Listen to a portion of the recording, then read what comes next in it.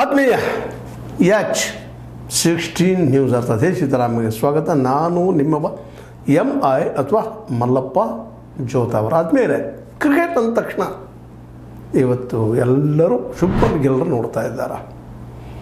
ಯಾಕಂದರೆ ಹೊಸ ತಂಡ ಟೆಸ್ಟ್ನಲ್ಲೂ ಜೊತೆಗೆ T20ಯಲ್ಲೂ ಇನ್ನಿಬ್ಬರು ಉಳಿದಿದ್ದಾರೆ. ಒನ್ ಡೇದಲ್ಲೇ ನಮ್ಮ ವಿರಾಟ್ ಕೊಹ್ಲಿ, ಇನ್ನೊಬ್ಬರು ರೋಹಿತ್ ಶರ್ಮಾ.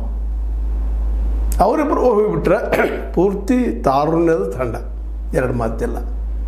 ಪುರುಷರದ್ದು ಈ ರೀತಿ ಆದರೆ ಮಹಿಳೆಯರಲ್ಲೂ ಸಾಕಷ್ಟು ಬದಲಾವಣೆ ಆಗ್ತಾಯಿದೆ. ಅದು ಇವತ್ತು ಶಬ್ದ ಸೌಂಡ್ ಮಾಡಲಿಕ್ಕತ್ತದ.